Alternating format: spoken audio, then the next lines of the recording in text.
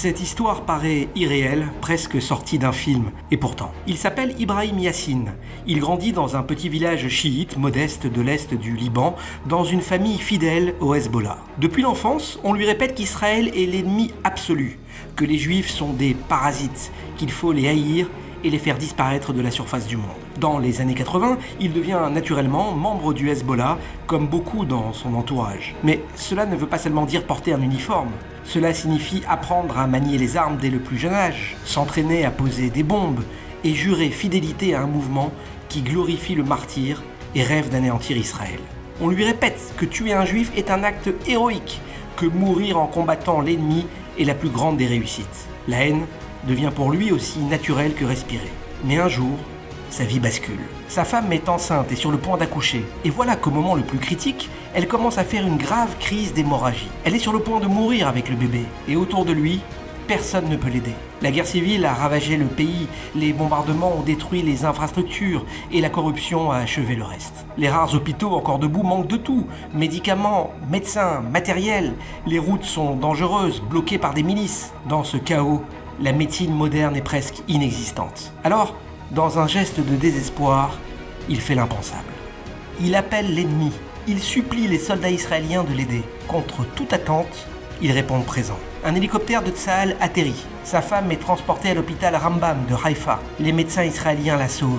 Et son bébé aussi. Ce moment le marque à jamais. Jusqu'ici, il avait grandi dans une haine absolue, nourrie par chaque discours, chaque cours, chaque prêche de son village. On lui avait appris que le juif n'était pas un être humain, mais un ennemi à exterminer. Or, ce jour-là, ce sont ces mêmes ennemis qui sauvent la vie de sa femme et de son enfant. Le choc est immense. À partir de ce jour, en secret, il commence à transmettre des informations à l'armée israélienne. Mais un jour, le Hezbollah découvre tout. Il est arrêté, jeté dans une cellule, torturé pendant des mois, battu, suspendu par les bras, privé de nourriture. Son bourreau n'est autre qu'Imad Mougnier, chef militaire du Hezbollah, cerveau derrière l'attentat de 1983 contre les Marines américains à Beyrouth qui fit 241 morts, et responsable de dizaines d'attaques sanglantes contre Israël et les communautés juives à travers le monde. Un homme dont la cruauté n'a d'égal que la précision avec laquelle il planifie chaque meurtre. Mais ce n'est pas le pire. Un jour, pour le faire craquer, pour l'effacer de l'intérieur, les hommes du Hezbollah brûlent vif son nourrisson devant ses yeux. Ce n'est pas une punition, c'était un effacement, une tentative de tuer son âme. Ibrahim survit, à peine. Mais son calvaire n'est pas terminé. Son propre oncle, haut placé dans la hiérarchie du Hezbollah, vient lui parler. Pas pour le sauver, mais pour l'utiliser. Il lui dit « Va voir Israël, fais semblant d'avoir changé de camp, trompe-les, gagne leur confiance et détruis-les de l'intérieur. » Mais Ibrahim, lui, a déjà fait son choix. Il accepte la mission, mais décide de trahir le Hezbollah pour de vrai. Il rejoint le Mossad et pendant plus de 10 ans, il vit une double vie. Il transmet des renseignements cruciaux à Israël. Il rencontre des agents dans l'ombre. Il ment à tout le monde autour de lui. Il vit dans le mensonge pour une vérité plus grande. Un jour, il réussit à faire échouer une attaque terroriste massive contre une base de Tsahal. Des dizaines de soldats israéliens devaient être tués ou enlevés. Grâce à lui, le massacre est évité. Mais en 1997, sa couverture devient trop fragile, sa vie est en danger, celle de sa femme et de leurs 7 enfants aussi.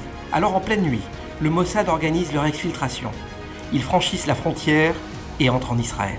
Ils s'installent dans la ville de Tzfat. Et là, Ibrahim fait le plus grand choix de sa vie. Il décide de se convertir au judaïsme, d'oublier à jamais l'homme qu'il a été. Il devient Avraham Sinai. Il suit le processus de conversion sous la direction du Rav Shmuel Eliyahu, grand rabbin de Tzfat. Il adopte une vie de Torah, de mitzvot et de vérité. Il devient un juif orthodoxe, entièrement dévoué à Hachem. Aujourd'hui, il vit simplement dans les collines de Tzfat. Il s'occupe de chèvres et de ruches, étudie la Torah et transmet la foi à ses enfants et petits-enfants. 4 de ses fils ont servi dans Tsahal.